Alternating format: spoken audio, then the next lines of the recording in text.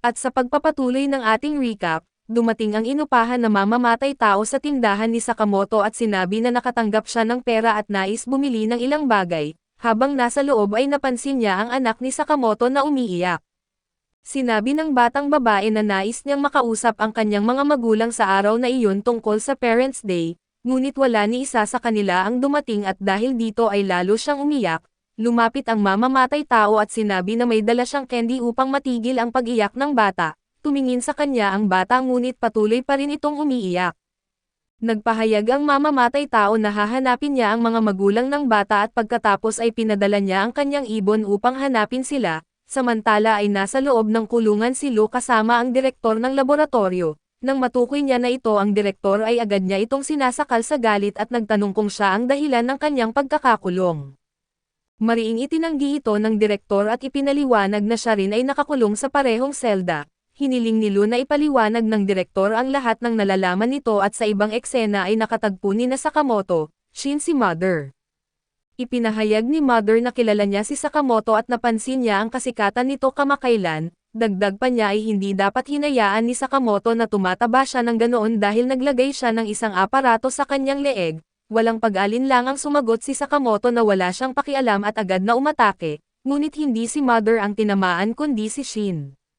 Nagulat si Sakamoto at itinanong kung bakit napunta ang kanyang suntok kay Shin sa halip na kay Mother. Ipinaliwanag ni Mother na ang inilagay niyang aparato ay may kakayahang magpawala ng focus, kaya't bigla siyang nagpapalit ng target. Dahil dito ay muling tinutok ni Sakamoto ang kanyang atake kay Mother. Sabay pagpapahayag na kailangan niyang gawing target si Shin upang ang kanyang suntok ay tumama kay Mother, samantala sa loob ng kulungan ay ipinaliwanag ng direktor kay Lou na siya ay nakakulong dahil sa pagtangging sumunod sa mga utos. Tinanong ni Lou kung bakit siya rin ay ipiniit ngunit sinabi ng direktor na hindi niya ito alam at hindi niya rin ito kilala, dahil sa galit ay muling sinasakal ni Lou si Tanaka at iginiit na ang lahat ng ito ay nagugat sa pagkakamali ng direktor na napagkamalan siyang si Shin. Nagpakita ng pagtataka ang direktor at tinanong kung tinutukoy ba ni Lou si Shin na may kakayahang magbasa ng isip. Kinumpirma ni Lou na kilala niya si Shin at sinabi naman ng direktor na siya ang dahilan kung bakit nagkaroon si Shin ng nasabing kakayahan. Inilahad ng direktor ang nakaraan ni Shin kung saan siya ay dating isang pabigat ngunit nagbago kalaunan. Ipinahayag niya na dati niyang nililimitahan ang pagkain ni Shin dahil sa mga sangkap na hindi angkop sa katawan nito. Madalas na tinatanggihan ni Shin ang pagkain at mas pinipili na lang ang juice. Minsang nagsindi ng sigarilyo ang direktor at sinabing si Shin ay iniwan sa kanyang pangangalaga ng isang matandang kaibigan. Sa mga gabing iyon ay bumibisita si Shin sa kanya at nagtatanong kung ano ang kanyang pinag-aaralan. Ipinaliwanag ng direktor na pinag-aaralan niya ang mga bagay na maaaring gawing superhuman ang isang tao. Sa huling bahagi ay nagtanong si Shin kung masaya ang ganitong uri ng pag-aaral. Sinabi ng direktor na kapag nagtagumpay ang kanyang eksperimento magdadala ito ng kaligayahan sa lahat ng tao. Sa kanyang paggunita ay naalala niya kung paano winasak ni Shin ang mga bagay sa laboratorio at kung paano niya ito pinaliliguan. Isang araw ay nagkomento ang isa pang doktor tungkol sa mahinang kondisyon ng direktor. Sinabi nito na sinasayang lamang niya ang kanyang sarili sa isang bagay na hindi naman umiiral. Narinig ni Shin ang kanilang pag-uusap at mariing itinama ang pahayag ng doktor. Iginiit niya na nagkakamali ito at na magtatagumpay ang direktor sa kanyang pananaliksik, na magdadala ng kaligayahan sa lahat. Isang gabi ay nagtagumpay ang eksperimento ng direktor at mas higit ang kanyang nadama na tagumpay kaysa sa kahit kailanman, habang ipinagdiriwang niya ito at pumasok si Shin sa silid at sinabing nauuhaw siya at uminom siya ng likidong pinag-aaralan ng direktor, dahilan upang magalit ito. Itinanong ng direktor kung ano ang ginagawa ni Shin ngunit agad itong isinuka ng bata at kinabukasan, habang pinaliliguan si Shin, napag-isip ng direktor na hindi naapektuhan si Shin ng likido at na hindi ito gumagana. Gayunpaman ay sinabi niya na ang mahalaga ay nasa mabuting kalagayan si Shin, ngunit sumagot si Shin na hindi siya maayos at inireklamo ang pangit na lasa ng iniinom niyang likido na ikinagulat ng direktor. Mula noon ay nagsimulang marinig ni Shin ang iniisip ng mga tao at inilalantad niya ito sa iba. Sinubukan niyang makalapit muli sa kanilang ngunit iniwasan siya ng lahat at narinig niya ang kanilang mga iniisip. Sinasabing naging mapanganib siya at kailangan siyang layuan at tiniyak ng direktor kay Shin na gagawa siya ng lunas upang maibalik ito sa dati. Subalit sinabi ni Shin na ayos lamang siya sa kanyang kasalukuyang kalagayan na dapat ipagmamalaki ng direktor ang kanyang pananaliksik, bagaman ay ipinahayag ng direktor ang kanyang pagsisisi. Sinabi niya na nasaktan niya si Shin dahil sa kanyang walang isip na eksperimento at hindi ito nararapat sa bata. Ngunit binanggit ni Shin na walang kabuluhan ang pananaliksik ng direktor. Idinagdag pa niya na ayaw na niyang manatili sa kanila dahil naging masama na ang mga siyentipiko sa laboratorio sa pamamagitan ng pag-iwas sa kanya, sa huli ay tumakas siya.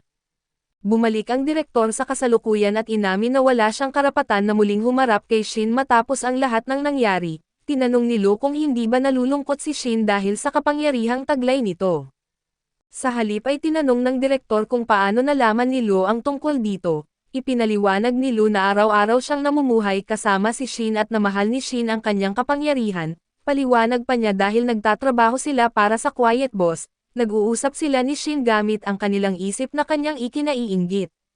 Ayon kay Lu dapat ay magkasundo na ang direktor at si Shin dahil isa sa mga alituntunin ni Sakamoto ay hindi dapat tumagal ng higit sa isang araw ang isang alitan sa pagitan ng dalawang tao, kaso aniya ang direktor ay masyado nang nagpatagal. Kumuha ng isang kemikal ang direktor at ibinuhos ito sa pinto upang mabuksan ito. Tinanong ni Lu kung bakit hindi agad ito tumakas gayong may kakayahan naman siya. Ipinaliwanag ng direktor na wala siyang balak tumakas at tumulong sa kanilang pananaliksik. Pagbukas ng pinto ay isang bantay ang mabilis na pumasok sa kulungan. Agad siyang sinalubong ni Lu at ipinabagsak sa isang mabilis na galaw at tuluyang natalo sa sagupaan. Samantala sa panig ni Sakamoto, isang biglaang suntok ang tumama kay Shin mula kay Sakamoto mismo at labis ang pagtataka ni Sakamoto sa nangyari at nagtanong kung paano ito posibleng mangyari. Ipinaliwanag nito na hawak niya ang kontrol sa kanyang mga galaw, kaya't maaari niyang idirekta ang bawat suntok at atake.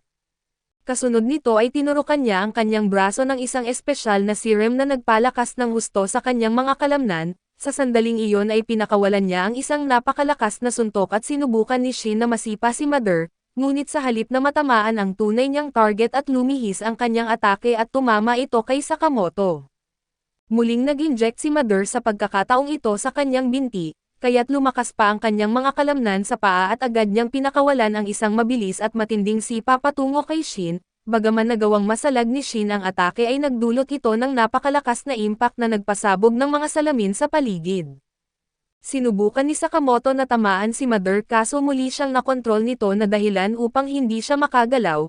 Agad na pinakawalan ni Mother ang isang malakas na suntok na nagpapatalsik kay Sakamoto sa pader. Mula kay Mother na isang pahayag ang lumabas na nagsasabing kahit ang mga itinuturing na alamat sa mundo ay hindi kayang labanan ang agham. Bilang tugon ay sinabi ni Shin na hindi iyon mahalaga at nang babasahin niya ang iniisip ni Mother, mabilis na nagpakawala ng sunod-sunod na suntok si Mother kay Shin na nagdulot ng matinding sakit at sa kanyang pagsasalita, ipinaliwanag niya na kahit mababasa ang kanyang isip ang kilos ng kanyang katawan ay mananatiling hindi mahuhulaan. Mula sa kanya ay lumabas ang isang tanong na ano ang dahilan kung bakit ninanais ng kanilang pinuno ang kapangyarihang ito, gayong wala naman itong tunay na halaga na labis ang naging galit ni Shin sa narinig. Pinulot ni Sakamoto si Shin at ipinahayag na hindi dapat madumihan ang kanyang kasuotan dahil mahirap itong linisin. Humarap siya kay Mother at nagpahayag na si Shin ay isang malakas na mandirigma at ipapakita niya ito mismo. Isang sagot ang lumabas mula kay Mother na nagsasabing hindi na kailangang makipagtalo, dahil mas mataas ang kanyang talino kumpara sa kanila na mga hangal.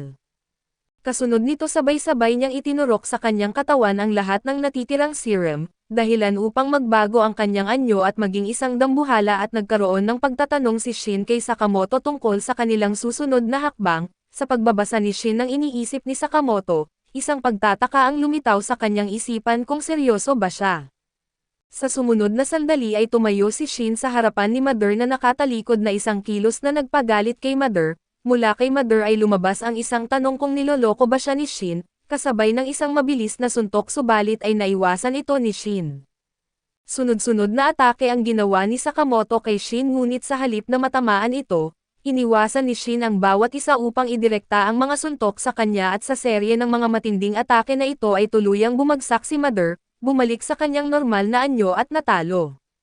Maingat na inalis ng mga doktor ang mga karayom na nakabaon sa likod ni Shin at Sakamoto. Pagkatapos ay lumapit sila kay Shin at ipinahayag ang kanilang pasasalamat sa kanyang naging tulong. Bilang tugon ay sinabi ni Shin na wala itong problema dahil kabilang din siya sa lugar na iyon. Ipinahayag ni Shin na siya ay kasalukuyang nagtatrabaho sa tindahan ni Sakamoto at ito ang nag-aalaga sa kanya.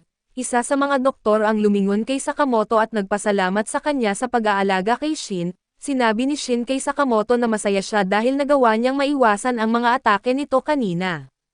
Gayunpaman ay inamin din niyang maaaring medyo napalabis siya sa ginawa at dahil dito, nagkaroon ng imahe sa isipan ni Sakamoto kung saan pinapatay niya si Shin na isang bagay na agad namang napansin ni Shin. Sa galit ay tinanong ni Shin si Sakamoto kung bakit niya iniisip iyon. Tumugon si Sakamoto na ito ay dahil binanggit na naman ni Shin ang kanyang timbang. Agad silang umalis upang magpahinga siya at sa kanilang paglalakbay, ikinwento ni Sakamoto kay Shin ang tungkol sa isang napakalakas na mandirigma na umaasa silang hindi nila makakatagpo. Itinanong ni Shin kung wala bang mga bayani sa malaking organisasyon na dating kinabibilangan ni Sakamoto. Ipinaliwanag ni Sakamoto na may iba't ibang uri ng tao sa organisasyong iyon, ngunit ang partikular na mamamatay tao na ito ay kayang talunin ang 10 mandirigma sa loob lamang ng ilang segundo. Sa matinding pagkabigla ay sinabi ni Shin na hindi niya inakala na may sino man na maaaring maging ganoon kalakas. Habang mabilis silang tumatakbo ay pinindot ni Sakamoto ang isang pinjutan na nagbukas ng isang malaking hukay sa kanilang harapan. Bago pa mahulog si Shin ay dinala siya pabalik ni Sakamoto sa tamang oras. Samantala ang pinuno ng organisasyon ay nasa piling ng 2 tauhan na sina Aniga at Takamoto. Ipinahayag niya na hindi siya nag-aalala kung anong uri ng mandirigma ang nasa paligid, hanggat nasa tabi niya ang 2 ito. Sa ibang lugar ay naroon sina Shiba at Osuragi at sinabi ni Shiba kay Osuragi na nakatagpo sila ng 3 utak sa likod ng mga pangyayari at ipinahayag na nasa sabik siyang kainin sila. Nagbigay ng pahayag ang pinuno at tinanong kung alam ba nila kung ano ang kanilang problema bilang mga lalaki ng organisasyon. Idiniin niya na hindi sila dumaan sa tamang pagsasanay at nagbigay ng tugon si Shiba. Sinasabing huwag masyadong magalit at binanggit na ang lugar ay parang isang napakalaking maze. Bilang sagot ay sinabi ng pinuno na kung ganoon ay hayaan ninyong akayin ko kayo palabas. Nagbigay ng tanong si Shiba bago sila umalis. Tinanong niya kung naruroon ba si Slur at dahil nais niya itong patayin at akusahan ng paglabag sa mga alituntunin. Inakusahan niya ito ng pagkidnap ng mga inosenteng tao at tangkang paggawa ng mga armas na salungat sa kanilang sariling mga regulasyon. Humingi siya ng paumanhin ngunit sinabi niyang kinakailangan niyang patayin silang lahat. Gayunpaman ay idinagdag niya na kailangang gumamit muna siya ng palikuran bago gawin ito at sa pagsalakay, sumugod sina Onna at Takamoto patungo kay Shiba at tinanong ang pinuno kung dapat na ba nilang patayin ito. Nagbigay ng pahintulot ang pinuno na sinasabing maaari na silang umatake. Samantala sa isang walang interes na tono ay ipinahayag ni Osuragi na hindi niya nakikitang kawili-wili ang dalawa. Nagbigay ng payo si Shiba kay Osuragi na huwag munang magpadalos-dalos. Inilabas ni Onna ang isang sandata mula sa kanyang likuran at umatake, ngunit sa isang mabilis na galaw ay ginamit ni Osuragi ang kanyang sandata upang putulin ang mga ulo ni Onna at Takamoto. Lumapit ang pinuno at pinulot ang ulo ni Onna na may luha sa kanyang mga mata. Ipinahayag niya ang kanyang pagdadalamati at itinanong kung paano nila nagawang patayin ang napakaraming tao. Ipinaliwanag niya na ang mga lalaking ito ay may mga pamilya na magdadalamhati sa kanilang pagkawala. Kasunod nito ay inalis niya ang isang piraso ng sinulid mula sa kanyang braso at naghayag na mas mabuting sila na ang pumatay sa kanila. Mula sa kanyang kamay ay inilabas niya ang isang sandata at idineklara na hindi sila mapapatawad at nararapat lamang silang mamatay.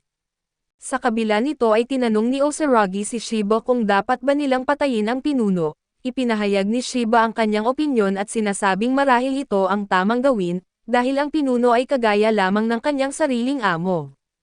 Habang siya ay nagsasalita ay mabilis na umatake ang pinuno at tinamaan si Shiba na nagdulot ng pinsala sa kanya. Sa huling pahayag ng pinuno ay ipinaliwanag niya na ang kanyang mabilis na galaw ay bunga ng pagsasanay sa ilalim ng kanyang guro. Ipinahayag niya na ang pagpatay na ito ay may katwiran at mula sa likuran na biglang lumitaw si Shashi at malakas na tinamaan ang pinuno, dahilan upang ito ay matalo at ipinahayag ni Shashi na wala siyang kinalaman kay Slur at agad na umalis kasama si Osuragi. Gayunpaman ay muling nagkamalay ang pinuno at isiniwalat na ang kanyang katawan ay may mga cybernetic enhancements, biglang bumagsak mula sa itaas si Sakamoto, diretsyong lumapag sa pinuno na nagpabagsak rito sa lupa. Lumapit si Sakamoto kay Shiba at binati ito at ipinakilala ni Shiba si Osuragi kay Sakamoto, sinasabing siya ang pinakabagong miyembro at muling tumayo ang pinuno at agad na kinilala si Sakamoto, tinatanong kung bakit ito naruroon.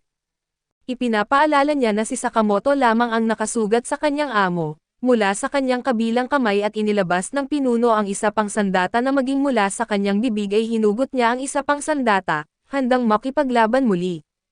Samantala ay patuloy na hinahanap ni Shin si Lu ngunit bigla siyang hinaharangan ni Shiba na agad na naglunsad ng isang pag-atake, mabilis na naiwasan ni Shin ang atake at ipinahayag ang kanyang pag-aalala sa kaligtasan ni Lu. Walang pakialam na sinabi ni Shiba na wala siyang alam tungkol kay Lu at sumusunod lamang siya sa utos na kung papatayin ba o dakpin si Shin, sa pagkainis ay ipinahayag ni Shin na wala siyang oras para sa ganitong sagabal at inutusan si Shiba na lumayo. Sa isang casual na tono ay binanggit ni Shiba na nais niyang kumita ng 20 milyon bago magretiro, dahil labis niyang kinamumuhian ang overtime at sa isang iglap ay biglang nawala si Shiba at muling lumitaw sa likuran ni Shin, agad siyang tinamaan sa braso. Sinabi ni Shiba na tatapusin na niya ang laban sa lalong madaling panahon at sinubukan na basahin ni Shin ang isip ni Shiba, ngunit hindi niya matukoy kung saan manggagaling ang susunod na atake. Mabilis na sumugod si Shiba at isang napakalakas na suntok ang nagpabagsak kay Shin. Kasunod nito ay binitawan niya ang isang pangungutya na maglaro muna sila hanggang sa oras ng pag-alis, samantala ay patuloy na iniwasan ni Sakamoto ang walang humpay na pag-atake ng pinuno, nagpasya si Shiba na umalis at ipaubaya kay Sakamoto ang laban. Sumagot si Sakamoto na ayos lang at nagpaalam kay Shiba kaso sinamantala ng pinuno ang pagkakataong iyon upang biglang umatake. Pinatalsik si Sakamoto at ibinagsak ito sa pader at sa kanilang pagtakbo palayo, tinanong ni Osuragi si Shiba kung iiwan talaga nila si Sakamoto na mag-isa laban sa pinuno. Ipinaliwanag ni Shiba na hindi ang pinuno ang kanilang tunay na target kundi si Slur at tinutuligsan ni Osuragi ang kanyang desisyon, sinasabing tiyak na papatayin ng pinuno si Sakamoto, ngunit sa isang kumpiyansang sagot na sinabi ni Shiba ay hindi niya pa kailanman nakita si Sakamoto na namatay. Balik sa laban ni Shin at Shiba at patuloy ang walang humpay na pag-atake ni Shiba. Inamin niya na mahirap labanan ang isang taong may kakayahang bumabasa ng isip at bilang tugon ay sinabi ni Shin na mas mahirap lumaban sa isang taong hindi nakikita. Nagpasya si Shiba na tapusin na ang laban at muling umatake. Sa sandaling iyon ay napansin ni Shin ang anino ng assassin bird ni Shiba at agad na naghanda. Sa isang mabilis na galaw ay tinamaan ni Shiba si Shin gamit ang kanyang sandata. Ngunit sa halip na sumuko ay nagawa ni Shin na lagyan ng marka ang damit ni Shiba. Dahil dito nagawa ng assassin bird na matukoy ang eksaktong lokasyon ni Shiba, at sa isang mabilis at tiyak na pag-atake ay tuluyang inalis ito sa laban.